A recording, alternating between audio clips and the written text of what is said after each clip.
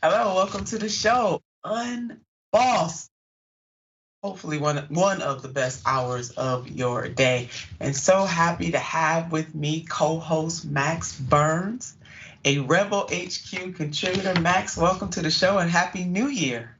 Thanks so much for having me. Happy New Year. Yeah, it's a pleasure to have you. Any hot happenings over at Rebel HQ? We are tracking the already breaking down Republican Congress. I'll have a piece out today on how Marjorie Taylor Greene is slowly taking more and more power here from Kevin McCarthy. We are in for a wild ride. Oh yeah, everybody strap up because it's gonna be not only wild, it's gonna be a long ride. It's gonna be a long 2 years. Just even the thought, Max, of Marjorie Taylor Greene taking over. Whew, I just perished the thought, but it is exhausting. Happening. It is very much so. So glad you all have it covered over at the Rebel HQ. And today, Max and I, we have the ultimate WTF neoliberal, and you all probably already know who that is. President Joe Biden, Joe Biden, Joe Biden. I am really shaking my head and sighing a lot over all of the breaking news about what is happening with the papers. And then day 2 of Stovegate continues. Joe Manchin, the shadow president. So we're going to be talking about the president and the shadow president today. And the fact that Senator Joe Manchin decided to comment on stoves, on gas stoves. Meanwhile, he does nothing to help change the material conditions of the people, not just in his state, but all over this country. We see you, Joe. We see both Joes. And later, we will discuss how asbestos is still legal in the United States of America. Yeah, you heard me. And lastly, there is a rip-roaring interview later in the show that you do not want to miss. So stay tuned. We got you covered. We've reached the moment where we're going to need my fire extinguisher. You're going to need one too. I got it right next to me. Those of you who watch on a regular basis have become very familiar with the fire extinguisher. You're going to need one too. The ultimate WTF neoliberal story is upon us, and it is courtesy of the WTF neoliberal king himself, President Joe Biden. This particular story right here will have me forever saying, WTF neoliberal. We will now kneel. Miss Cinema, no. You have a problem figuring out whether you're for me or Trump, and you ain't black. CBS News has learned that classified documents belonging to President Biden from his time as vice president were discovered at the Penn Biden Center, a policy research center here in Washington, D.C. We've got to get to some news breaking to us just in the last couple of minutes here at NBC News. Aides to President Biden have apparently discovered another set of classified documents, this time in a different location than the office where the first batch was discovered, according to a person familiar with the matter. We appear to be able to confirm that that is correct, that a third discovery was a single document. According to this official to Fox News, the DOJ just found out about that one this morning, and it was found at his residence. It's been really hard to keep up with this. And I mean, the team has been working overtime. Just when we thought we had the whole story or segment pinned down, more information continued to come out. And we are sure that more information will come out even after today's show. We now know more about the second batch of documents that were found at the president's home. White House confirms Biden aides located Obama-era classified documents at 2 locations in Wilmington home. President Joe Biden's aides located documents with classified markings at 2 locations inside his home in Wilmington, Delaware.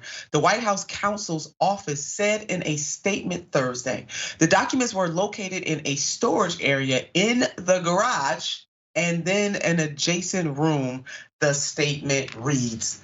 But we go further because this is not it. There are so many moving parts to this story. Here's more on the first batch found at the Penn Center. The material was identified by personal attorneys for Mr. Biden on November the 2nd, just before the midterm elections. Richard Saber, special counsel to the president, confirmed. The sources revealed neither what the documents contained nor their level of classification. A source familiar with the matter told CBS News the documents did not contain nuclear secrets. So President Biden said that he was surprised by the first batch of documents being found. You can hear it straight from him. I was briefed about this discovery and surprised to learn that there were any government records that were taken there to that office. but I don't know what's in the documents. My lawyers have not suggested I ask what documents they were. I've turned over the boxes. They've turned over the boxes to the archives, and we're cooperating fully with the review, and which I hope will be finished soon. And this morning, the president came up with another type of defense for the documents found in his garage. Can't make this up. You can hear it from the man himself. Classified material next to your Corvette. What were you thinking? Let me, we're probably going to get the chance to speak on all this, God willing, soon. But as I said earlier this week, people, by the way, my Corvette's in a locked garage. Okay, so it's not like it's sitting out in the street. So the material was in a locked garage? Yes, that's all my Corvette. But as I said earlier this week, people know I take classified documents and classified material seriously. Now, in case you had trouble hearing that, here's what he was quoted as saying with regards to the documents being found in the garage next to his Corvette. The president said the following: "My Corvette," I don't know why the Prince song Little Corvette, Max, is in my head right now. But anyway, let me just go ahead and read this. "My Corvette is in a locked garage," okay? So it's not like they're sitting out on the street. But as I said earlier this week, people know I take classified documents and classified materials seriously. Now, are you kidding me? I mean, the president he said that this morning with a straight face. You take them seriously, yet they were found in your garage next to your Corvette that's not red, but little red Corvette. I just can't get it out of my head. As long as it's locked up in the garage with your Corvette, I guess it's fine. Now, inquiring minds wonder if it's the same Corvette from the corny tweet you put out last year as Americans struggle to keep up with the rising cost of living. Is it that Corvette, Mr. President? I'm kind of disappointed it's not red, but here we are. Max, I don't know. I just couldn't help myself. I really do feel like we're in the Twilight Zone, but unfortunately, this is real. We're not waking up from this. This is really happening in real time. No, when the best you can say is that the classified documents weren't left in the street, that's probably a sign you're not having a great messaging week. And this is really tough for Biden too. I mean, in this first group of documents at the Penn Biden Center, his team handled that absolutely right. You know, they immediately notified the archives, they returned them, they cooperated fully. No one even was alleging that Joe Biden knew those documents were there. That was I think something that was manageable. But now we've got another set of documents and another set of documents. And every time that happens, we're dumping gasoline on this issue for Republicans who are now going to want 3 or 4 or 5 different investigations into this. And there is a huge difference between when documents are in an office that maybe things were moved out very quickly and you didn't know about, and your own garage. I think most Americans would struggle to believe that Joe Biden doesn't know what's in his own house.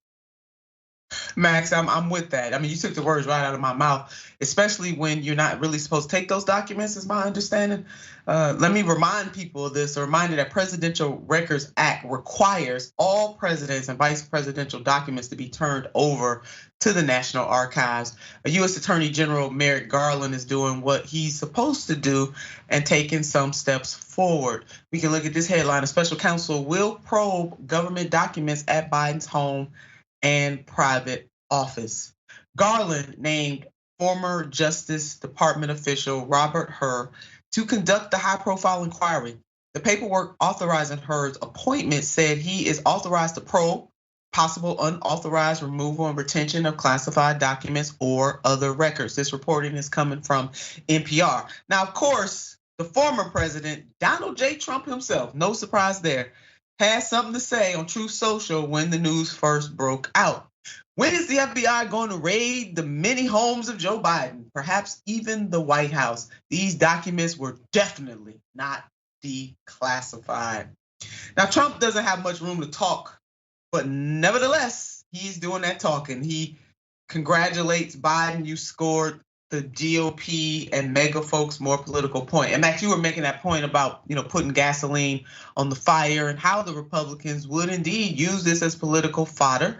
And we know if the shoe was on the other foot, which it was, Democrats have indeed done the same thing. And this dizzying pace that the American people are being put through is really not good for what government should be focusing its attention on, which is really helping to change the material conditions of the people of this country. Max, what do you think? You think this is gonna go on and on and on and on and on with no end in sight? Oh, I think that's the real challenge facing Biden right now. I mean, and the larger challenge, which Republicans, of course, don't care about, is that it seems like from Trump to Biden that these classified documents are not actually that secure. They seem to leave the White House a lot. So maybe we need to be looking into making those more secure as well. But in the meantime, Joe Biden now has some tough questions to answer about how those documents got next to his car and why he seems to be almost making light of it on something that I think Americans don't find that funny. Yeah, Max, very good point that, how did these documents get out in the first place and what should be done? And yeah, he does seem to have a very cavalier attitude about this because I think, oh, well, I'm the president and it happened. The challenge to that is that we just went through this with President Trump and it does, if pushing for accountability should not be partisan. And that is the major point here. And that's why Garland had to do what he is doing right now. So Trump really doesn't have much room to talk, but he is doing it. And he's feeling like his team, his attorneys reportedly believe that this is really good for them and it may very well be good for them. So you scored on your own team's goal. Someone needs to primary this man or else we're looking at either Trump or Ron DeSanctimonious in 2024 and maybe beyond. I mean, a lot of chatter about that is going on. And naturally, there's been a compare contrast with Biden's docs versus Trump's docs by neoliberals and the GOP shills. Check out this tweet from a right-winger, Tom Elliott, when he put up the comparison. He knew this was going to happen. CNN already downplaying Biden's theft of classified documents, and we had the comparison. That comparison, though, is coming from CNN, and we see, under 12 documents, 160 plus secret documents, some top secret documents for Joe Biden, 60 top secret, and on and on and on. Really just a true, pure compare and contrast coming from CNN, despite what Tom Elliott had to say. He did put up the graphic from CNN. And here is more media spin on this. Take a look. There are differences in what happened. Yes, but the optics are not good. Well, we all know that Trump is a liar and a thief. We know that. So it's not that big a jump to say that he obstructed and he lied. We don't think that Biden is a liar and a thief, so we give him the benefit of the doubt. That's partly what's going on. We learned that Joe Biden, fresh from lecturing us about how Donald Trump is a criminal because he had unauthorized possession of secret documents, that very same Joe Biden himself had unauthorized possession of secret documents. Joe Biden is so virtuous, he has transcended temporal law. It's not a crime when he does it. There are differences, but you can't make this stuff up. But there are differences. For example, how many documents? In Biden's case, there appear to be about 10. In the case of President Trump, hundreds. When you have Karl Rove busting out the whiteboard, it's really something else. We really have entered the Twilight Zone. Politicians, especially presidents, love to say no one is above the law, but yet here we are.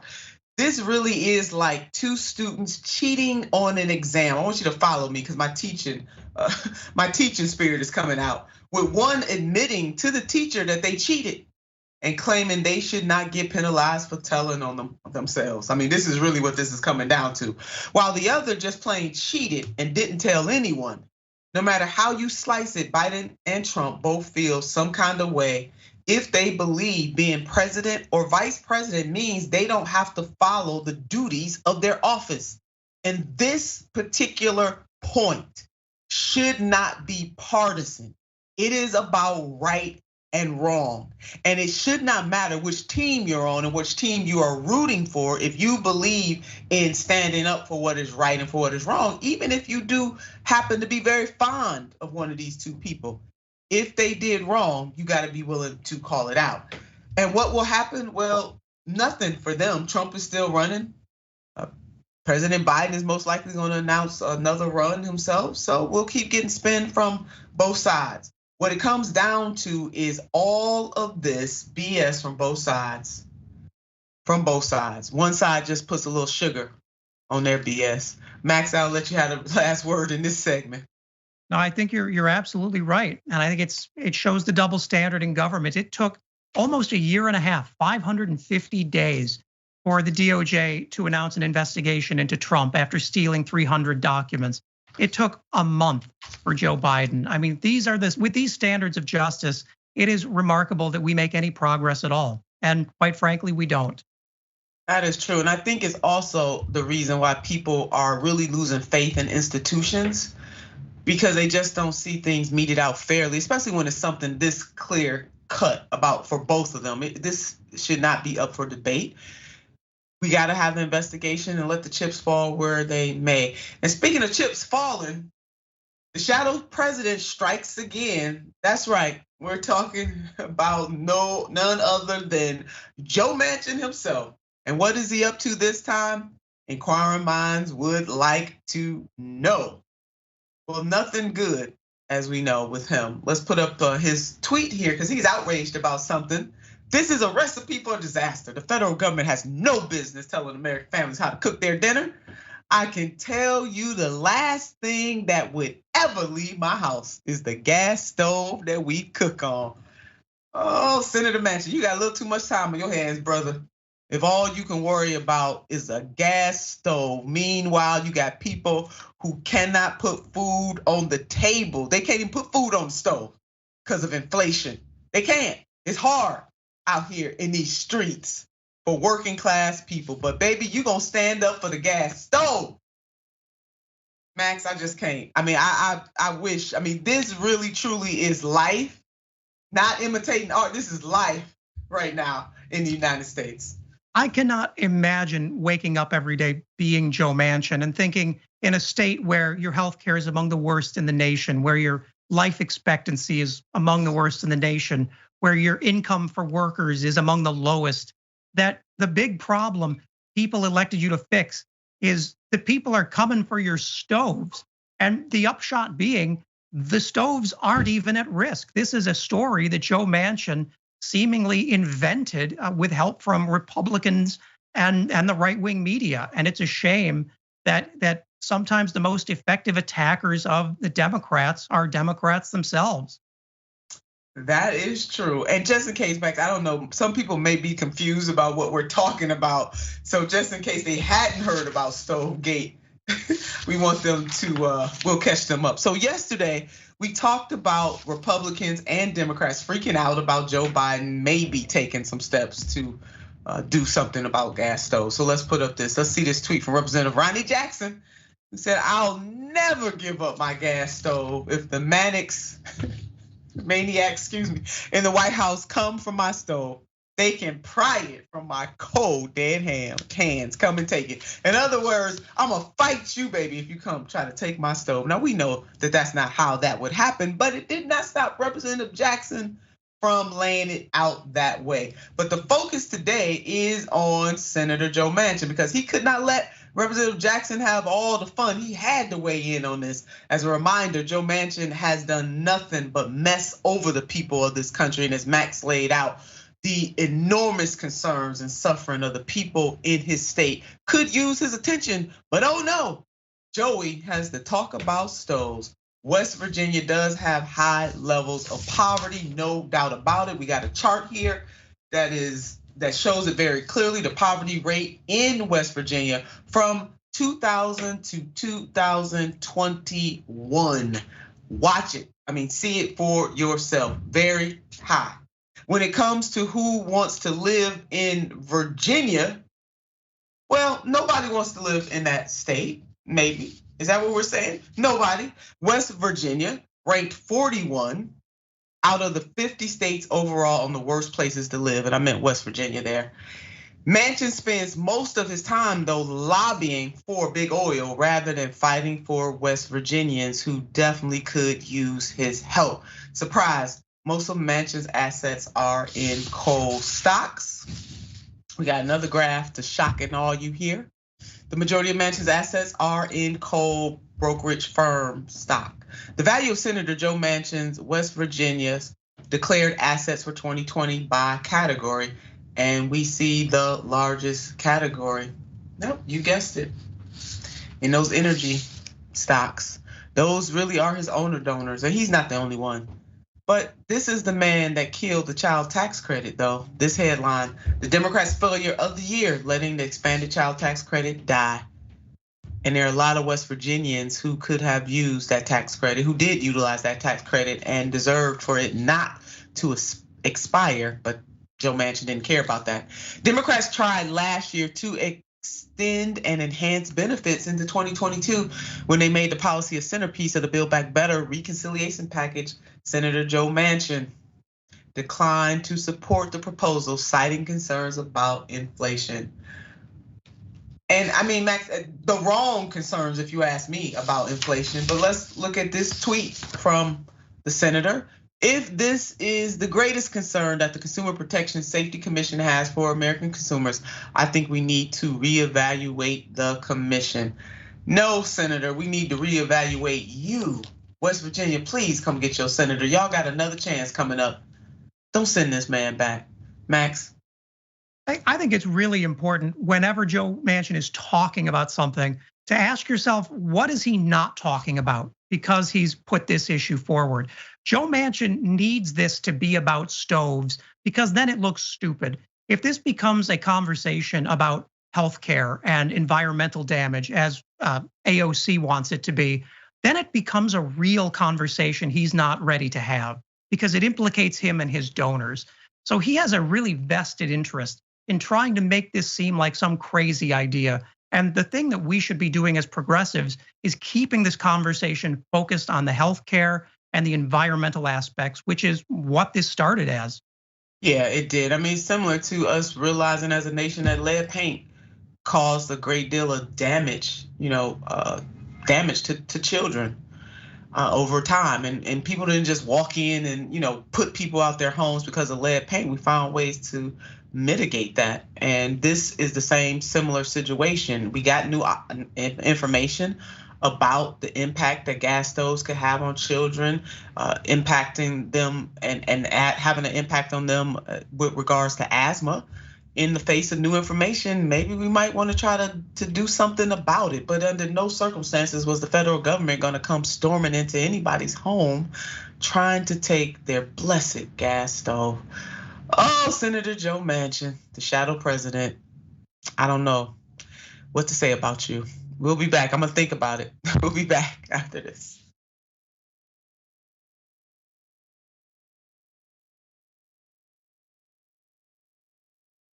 All right, well, the Young Turks special election day coverage dropping. An amazing power panel. Look at this panel. You want to talk about power? It's like a smart Destiny's Child. We're all too strong. We spun a revolution. Yes, another one. Aren't you excited? Wow. And then Alexandria Ocasio-Cortez, everybody. Yay! You know, this is where it started in a lot of ways. Why is he lying? Because these are acts that you can commit with impunity. Most of us are usually in boxer shorts underneath. I went with the pants today. This is the first ever power panel with Donald Trump as president. We have elected the top Twitter troll in the country. We have to stop pretending that race is not an issue in this country. Now keep in mind, racism had gone away until Barack Obama brought it back. That's right. They want to protect life so much that they want to ensure that insurance companies don't cover your maternity care.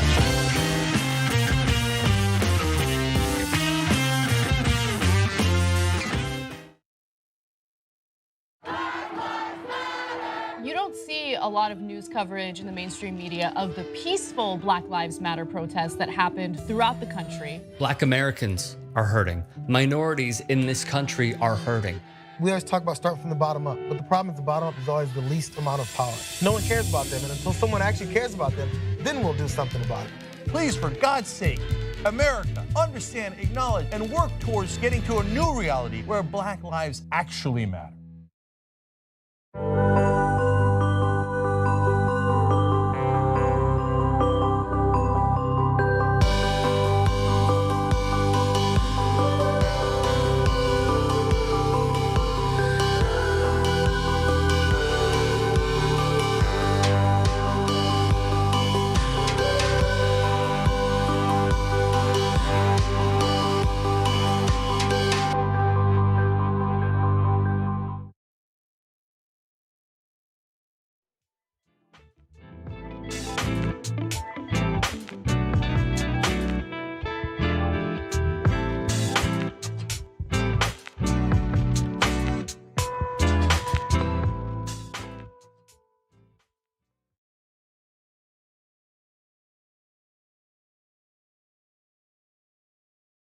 Welcome back to the show, my absolutely favorite part, round one.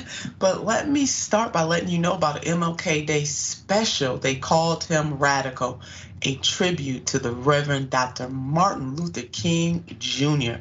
So you can tune in on Tuesday, January the 17th for our special, They Called Him Radical, a tribute to King, featuring none other than Dr. Rashad Ritchie, yours truly, Nina Turner, my brother, Ricky Smiley, and Sharon Reed.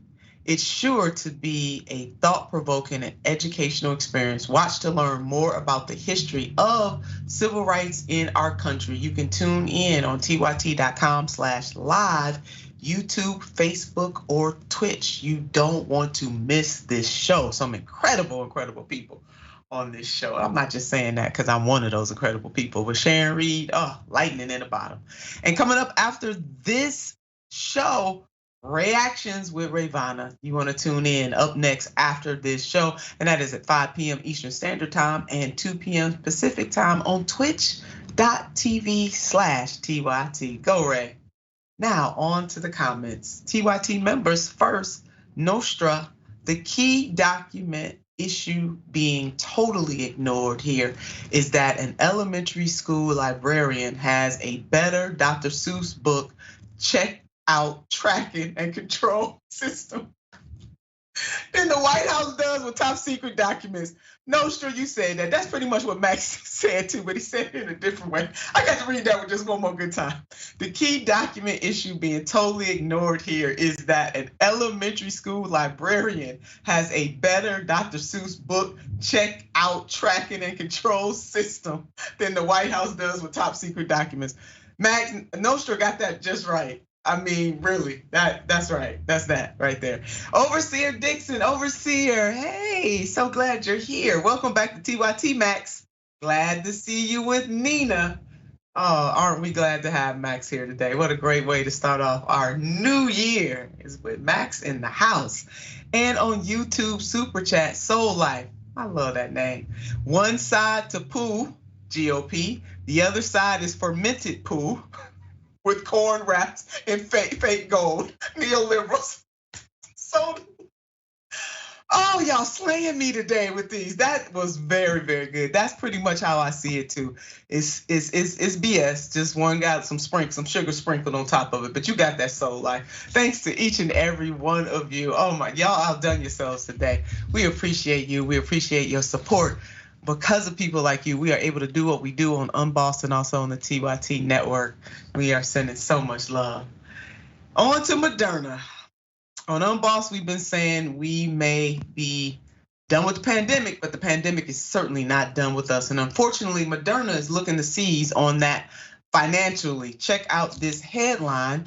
Moderna considers price of $110 to $130 for COVID-19. Commercial pricing is similar to Pfizer's plan for after government contracting ends. And this is coming from the Wall Street Journal. Yeah, you saw that right. You heard me right, just in case you're only listening, that these folks are planning to hike up the price for the COVID vaccine, knowing full well they should not be doing it. But greed knows no bounds. That's really what's happening here. Moderna is considering that hike right along with Pfizer, so they're not by themselves. Moderna CEO Stephanie Van Steele had the audacity to say the following, and I quote, "I would think this type of pricing is consistent with the value," end quote. How come you think the American people need to pay more than the federal government, Stephanie? That's the question we're asking. Why do you believe that? Yeah, but she said that. The federal government, which has handed procurement and distribution of the vaccines during the emergency phase of the pandemic, currently pay about $26 per vaccine dose. Yeah, ladies and gentlemen, family and friends, you heard that right. So Moderna wants to hike up the prices to between $110 and $130, similar to what Pfizer wants to do. The federal government is paying about $26 per dose. And these geniuses said, hey, it's worth that. Meaning they don't care about whether or not they gouge the American people. And they're allowed to do this because there are no federal checks and balances. And all this despite the fact that we're dealing with another variant that could be a huge burden. Once again, we have a new variant that's XBB.1.5 is most transmissible, yet could fuel COVID wave. Now, Senator Bernie Sanders is putting his foot down, writing a letter. He wrote a letter to the Moderna CEO, and Senator Sanders called the price increases outrageous, and they are. The independent senator from Vermont and incoming chair of the Senate's Health Committee said such a steep price increase would make the shots unavailable for millions of uninsured Americans, potentially putting their lives at risk as COVID continues to spread. And Max, dare I say, not just their lives, not just the lives of the people who would not be able to afford it, the uninsured, there are underinsured people too who could not afford this. And this will have consequences for all of us because of the way that the COVID virus spreads. Yeah, and at the end of the day, this is even worse because this is, remember, our vaccine. The taxpayers gave $10 billion to Moderna to help develop this drug. Moderna backed out of its agreement to share the technology to lower the price with other people, and is now saying that they want to charge 5 times as much to us for a vaccine that wouldn't exist without our taxpayer money. I mean, this is a company that made record profits, something like $20 billion worth of sales from this vaccine alone. And that's still not enough. And they still could not be clearer that they do not care if this hurts the fight against COVID. They do not care if people die as a result. This is about money, as it always has been. Yeah, true that, Max. That is what it's about. And the federal government needs to jump in here, the carrot and the stick. And I want to see some stick coming from the federal government. This is really unpatriotic. Senator Bernie Sanders put this out in a tweet. When Jonas Salk invented the polio vaccine, he refused to patent it. That decision cost him an estimated $7 billion. When Stephanie Bancel, Moderna's CEO, got taxpayer funding for the COVID vaccine, he became a billionaire overnight and now is worth $6.2 billion. End this greed. Max, is exactly what you just said. And this is just a purely disgusting money grab by Moderna, a company that has already profited heavily from the pandemic. Moderna's COVID vaccine is the company's only commercially available product. The company's only commercially available product. The Boston Biotech booked a profit of $12.2 billion in 2021, the first year of the vaccine campaign, and another $6.9 billion through September of 2022. America, listen, we got to put a stop to this. This is the type of crushing corporate greed that we're talking about, and this does have real, in-your-face consequences for millions of people, not just in this country, but all over the world because we travel. And Max said it best, these people just do not care. But somebody ought to care, somebody with power, and that is the federal government. We did pay for this vaccine, and it is immoral what Moderna, Pfizer, and other companies are planning to do. Toxic chemicals go unchecked, because this is what we were just talking about was toxic, but we're gonna go straight to some toxic chemicals. Toxic chemicals still continue to lurk and go unchecked. The US of A is losing the fight to ban toxic chemicals. Don't understand why that is the case, but it is in fact the case. ProPublica broke down how the chemical industries are causing issues for banning these dangerous chemicals. In other words, their lobbying arms are standing firm, and they have co-opted so many of our elected officials to make sure that their will is absolutely done. So what's causing toxic chemicals to carry on? So I'm so glad you asked. Flaws in the American Chemical Registry. The chemical industry helped write the toxic substances laws and the underfunding of the EPA. There it is. I mean, it really is as simple as that. Lead that up, crew, lead that up. They helped to write the toxic substance laws. It's almost like the fox guarding the hen house. Not almost, it is. And the EPA is underfunded. Now, did you know that asbestos is still legal? Yep, even though we have all the science behind knowing that it's dangerous, it is still legal. The head of the chemical regulation at the Environmental Protection Agency concedes to decades of regulatory inaction. She says a chronic lack of funding and staffing plus roadblocks created by the Trump administration have hamstrung the agency in recent years. Well, I mean, the Biden administration, the Trump administration is not in control now, so I'm just wondering what the excuse is. Let's put up this headline. This caused whole communities to have contamination issues like in 2019 when this happened. A Trump county confronts the administration amid a rash of child cancers. And the issues runs deeper than funding and Trump's failures. This right here, the chemical industry helped to write the toxic substance law. The Toxic Substance Control Act authorizes the EPA to ban or restrict the use of chemicals that pose serious health threats. But industry magnates were so intimately involved in the drafting of the original 1976 bill that the EPA's first assistant administrator for its chemical division joked that the law was, quote, written by industry, end quote. Max, this really tells us all that we need to know. And this is not just happening on this front and dealing with asbestos and other dangerous chemicals. This happens quite often on all levels of government, particularly state and federal levels, where the industry themselves actually write the laws that then elected officials go and try to push through. Yeah, that's right. And this is why Joe Manchin wants you talking about stoves, because you're not talking about this issue. If you look at places like the EPA and regulators across the government, the most common past job of a senior regulator is working in the industry they're regulating. They were executives at these firms. They're doing this work on behalf of these firms. And to just say without any care, as these regulators have, that this has been a problem for decades is shocking. That includes when Democrats had supermajorities in Congress under Obama, and still nothing was done because the people who want to make profit are the ones writing their own regulation.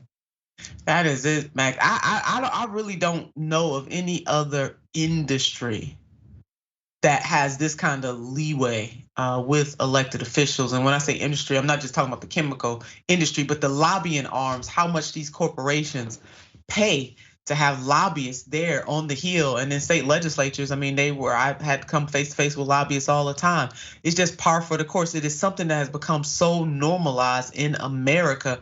And I really don't think most Americans truly understand what is happening and how these powerful interests who do not have any interest in their livelihoods really do in fact control most of the levers of government. It is really quite stunning.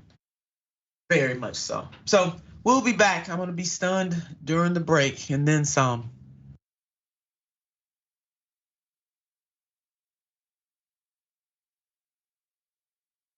Indisputable has been named the fastest growing news TV show in the United States of America, compared to all shows on CNN, MSNBC, Fox News, and roughly 30 others. What do we do on this show? We tell the truth. You know why we tell the truth? Because the truth is simply indisputable. Donald Trump radicalized citizens. He's the chief terrorist. Republicans still want you to think that critical race theory is the greatest evil that can happen in K through 12 education.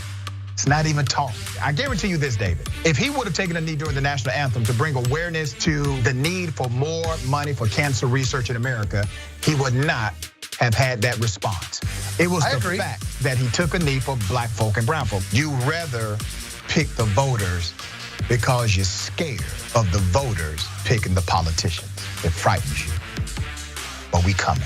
When you are in a privileged position, equality looks like oppression to you. The Karenicity runs deep in this one. We provide a mirror for reflection and a mirror for correction. So what if I have 35? Don't hit me. Don't touch me. Don't touch me. Let's put up the graphic of this Karen in peak performance. Boom. They want anarchy so they can start creating their own rules. Can you share with me some examples? When they were running around during the terrorist attack on January 6th saying, hang Mike Pence. So those are the people I'm talking about. That's a problem, correct? You work for Mike Pence, stand up for the guy. Do not allow the ideology of politics to evaporate the humanity that still exists inside of you. They don't stop, I don't stop. Racism won't stop, I won't stop. Systemic bias won't stop, so I won't stop. People still need health care, so I won't stop. People still need criminal justice systems reformed in this country, so I won't stop. And you won't stop either.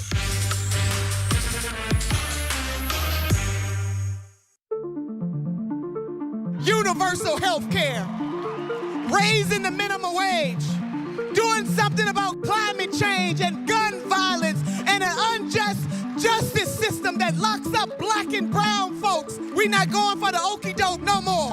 I think Nina Turner is the leader of the progressive movement right now. It is absolutely a sin and a shame to be in the 21st century in America and having people who are elected to office not only try to separate us, but also use public policy to make it harder to vote. The questions that we get asked is what you just, how you gonna pay for it? I said, oh, we gonna pay for it the same way we pay for the tax cuts. That's how we gonna pay for it. We gonna pay for it in the same way that we give military industrial complex contractors. That's how we gonna pay for it. If standing up for a universal health care or Medicare for all is wrong, Jink, I don't want to be right. If believing that working people deserve to have paid family and medical leave is wrong, I don't want to be right. If wanting everyday people of this nation to live a good life is wrong, then I don't want to be right. And we are being tested whether we have courage enough, conviction enough, people power enough to stand up and do what is right for ourselves and generations yet unborn. I'm Nina Turner, and I am unbought and unbossed. When I started, TYT had already been around for 5 years. It was very possible that it was just gonna crumble and fall apart. Long before I started working here, I listened to years of TYT. I came in as a college kid at SC. I was trying to get into broadcast. I was in a family that thought we were liberal Republicans. I wish I could sit down with people and give them the opportunity to get to know me on a deeper level. We moved generations. Am I proud of that? Hell yeah, I am.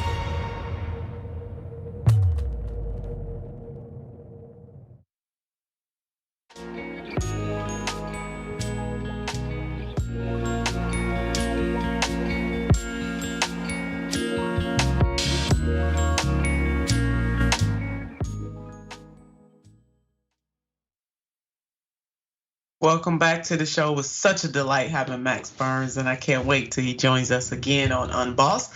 Part 2 of my favorite time of the show, but I gotta remind you, the MLK special, they called him Radical, a tribute to King. We want you to tune in on Tuesday, January the 17th for our special, They Called Him Radical, a tribute to King, featuring none other than Dr. Rashad Ritchie, yours truly, me, I cannot wait. My brother Ricky Smiley, my sister Sharon Reed, baby, you know, we're gonna rock this thing. And it's sure to be a thought-provoking and educational experience. Watch to learn more about some of the history of the civil rights movement in our country. And you can tune in to tyt.com/live. You can tune in on YouTube, Facebook, or Twitch. You don't wanna miss that. And coming up today, right after this show, Reactions with Ray Vanna, don't miss. Go to twitch.tv/TYT to see Ray do her thing. Now, on to our viewer comments. TYT member, Mickey C. Hey, Mickey, LOL. Nina, you know as well as the rest of us what to say about Joe Manchin, but it's not allowed in polite company. Mickey C, you are absolutely right. You know how listen, often I have to remind myself that this is a family show, but thank you, Mickey. And on Twitch, Dr. Lee. Once again, Big Pharma putting all our lives at risk because all they care about is the bottom line. That is so true, Dr. Lee. And the federal government is complicit in this because they don't have to allow these big pharmaceutical companies to get away with this. It is the owner donors who appear to have all of the control. We got to elect different types of people who don't sell out to owner donors. And on YouTube Super Chat, Marquise, if Bernie runs in 2024 with Biden stepping down, I legit feel like he would win. I don't see any other corporate Dems beating Bernie nationwide. Well, Marquise, that might be true, but my next guest, we know firsthand what the neoliberals will do to try to stop a progressive. They did it in 2020 when they united all of their forces to try to stop our campaign. But I hear you. I hear where you're going, Marquise. Well, it is absolutely my delight and my pleasure to bring to you on Unbossed. This is the first time, it won't be the last time, the one and only David Sirota, who I fondly just call Sirota. Sirota, how you doing today? I'm doing good. I'm doing good. Thanks for having me. Good. No, it's so good to have you on the show. And just in case there may be somebody out there who might not know who you are, I got to read some of your bona fides. I know this does not, you don't like this kind of stuff, but I just got to do it. You are an award-winning journalist and best-selling author. You live in Denver, Colorado. You were nominated. I was so excited for you. Nominated for an Academy Award for your work in partnership with Adam McKay when you guys created the story for the blockbuster film Don't Look Up, which I must admit, I done lost count, Sirota, on how many times I have watched that movie. Because not only does it deal with, climate chaos, I mean, that's the major theme of the movie, but we can take out climate chaos and insert any other thing that's happening in the body politic today, and Don't Look Up is very fitting. I am so proud of you, so happy for you and Adam McKay. That is a riveting movie, and if you all have not seen it, you need to see it, baby. It will rock your world and change your life. And the ending especially really messed with me. I mean, really, it kept me up at night because you guys didn't play around with that ending. You made it true to form. And that did something for me and so many other people that I talked to about this. You are the founder and editor of The Lever, an editor at large for Jacobin Magazine and a columnist for The Guardian Magazine. And of course, you and I have been knowing one another for a very long time, but we rocked and rolled all over this country on behalf of who I believe should have been the president in this moment, and that's Senator Bernard Sanders. You have years and years of service with the senator in the Congress, but coming out and being his speechwriter during the 2020 campaign and having you side by side with me a lot and just on the front lines of the battlefield means a lot. And now you're taking your skill and your ability to another level with The Lever. And so glad that you're doing that, really. And I know you forgot to mention my best credential. What? My best credential is being the spouse of State Representative Emily Sirota. That's my best credential. The best credential. See, yes. That's a man who knows. Go on and shout out Representative Sirota. Yes, and give her my best. I know she's doing her thing in the legislature right now as we speak. That is the best credential, and a dad too. Yeah, that's also one of my, that also is my best credential. You're right. Yeah, I'm with you on that. Yeah. Mine too, being a mama is my absolute best credential, and grandmother now. I know some folks can't believe that I'm a yaya, but I am all of that. I am. So Sirota, I wanna just pick your brain about, you have written several articles, you and your team, and let me shout out the team at The Lever too. You have some extraordinary writers, and on Unbossed, we're gonna have them on too to interview them, and that was very important to you because you like to make sure that they get the shine that they deserve for the work, because it does take teamwork, and you all are doing a great service. So you and your team have written several articles about the dysfunction going on within the United States Department of Transportation. And even though there's some haters out there against you, against me, I mean, we get it all the time. The journalism that you are putting out about the dysfunction in this department and why it shouldn't be this way and it didn't have to be this way, especially with regards to what happened with Southwest Airline, and then what just happened, just a day ago or so with the FAA. Why do you think it is important to expose deficiencies in our system and actually hold bureaucrats and or elected officials accountable? Well, look, I think first and foremost, we have to remember that the Department of Transportation, and specifically the Secretary of Transportation, is the sole regulator of the airlines in this country. I think a lot of people actually don't know that. Now, part of the reason why I think a lot of people don't know it is because I think a lot of media that believes its audience are liberals and Democrats, that a lot of that media doesn't want to report it because they don't want to offend the partisan sensibilities of their audience. That we now live in a world where I think there are audiences that expect and demand to have their partisan affinities validated and promoted from news outlets rather than demanding the news as it is. The news as it is that the Secretary of Transportation is the sole regulator of the airlines under a longstanding federal law that effectively preempts any other regulation or regulators of the airlines. You cannot bring a class action lawsuit against the airlines. State attorneys general cannot regulate the airlines under this law. There is one person in the United States who under current law has the power to regulate the airlines, and that is Pete Buttigieg.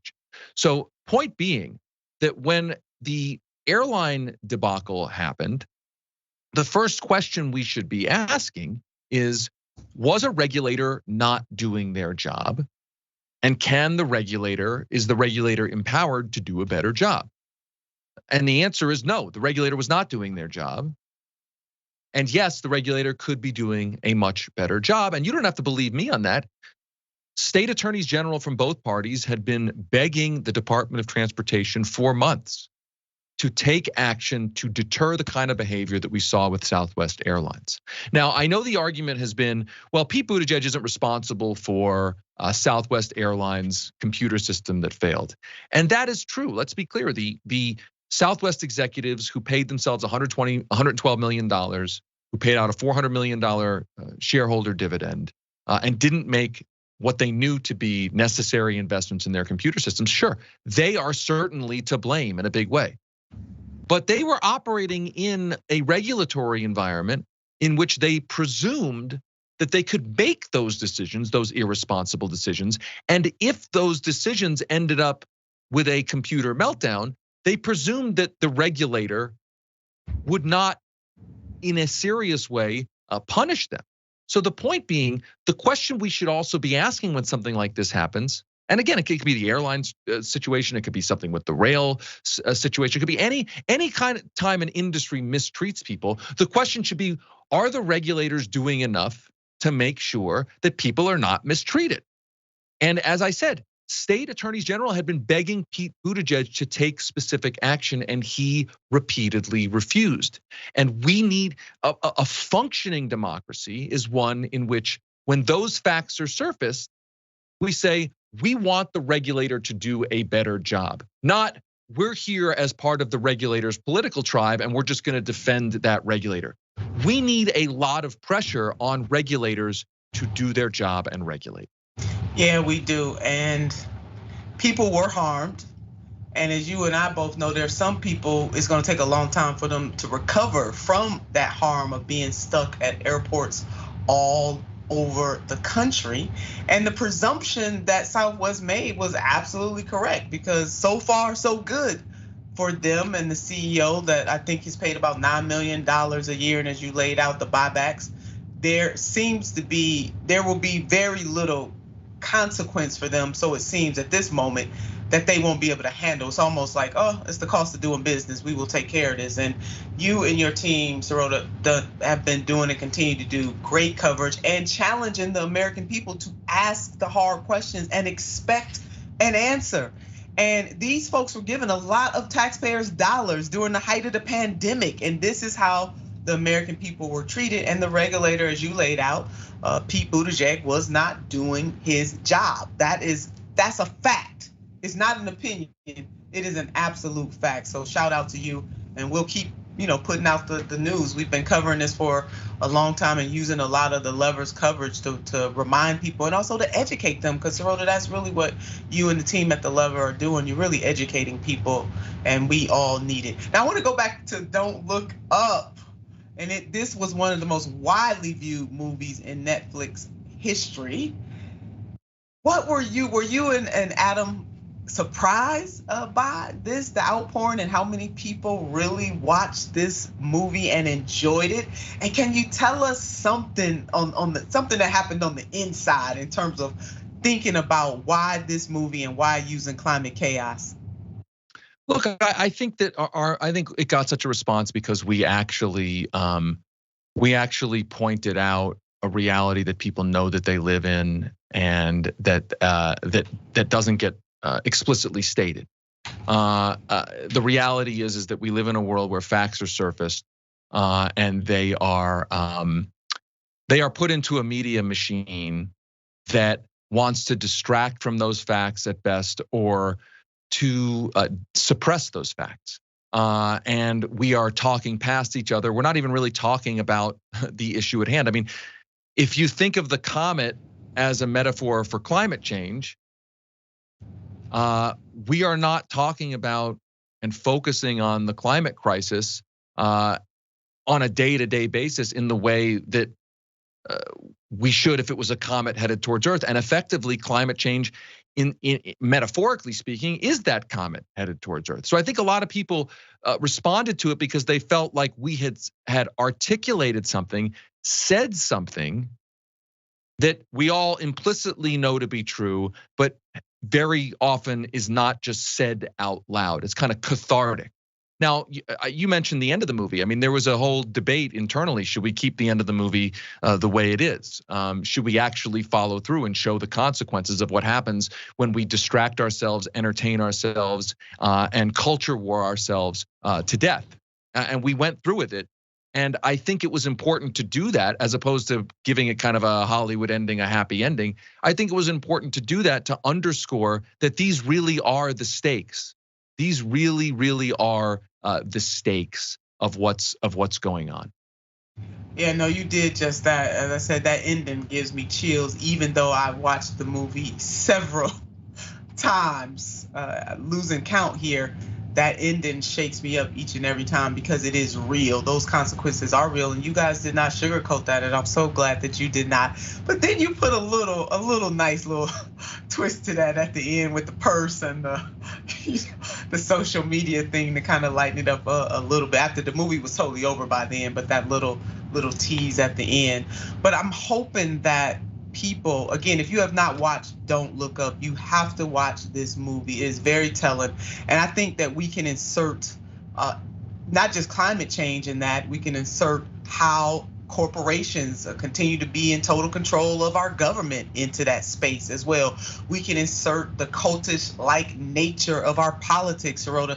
And I know we don't have much time to talk about that, but that is something that you and I debate all the time. We're not necessarily debate, but we shake our heads about how politicians now have stands. I mean, you cannot critique any politician in this country, especially on the federal level, without their cult coming to their rescue. And for as much as people talk about President Trump having a cult-like following, and he does, neoliberals do too. And we have put politicians on a pedestal so much that it seems like they can do no wrong, number one, and number two, should not be critiqued for their job. You're right, and I think that's the problem of the political culture we live in. That's the dystopia. That the people who benefit the most from a partisan media that don't cover things in a nonpartisan way, the people who benefit are the people in power. That if you are a regulator who knows that if you don't regulate, your team's voters will simply cheer for you no matter what, then you don't have any pressure to really do the regulation you need to do.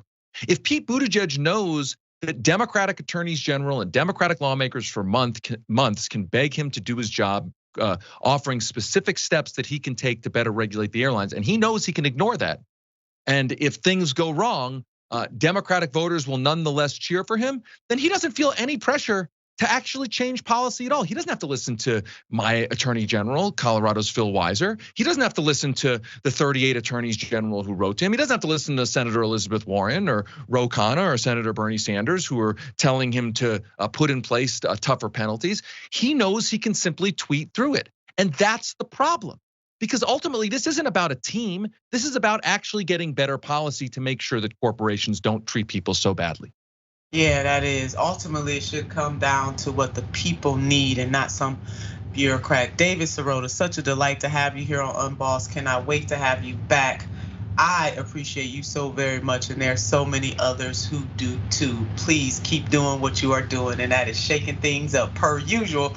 And that is our time today. You know what I want you to do. I want you to keep the faith, and I want you to keep the fight. Until next time.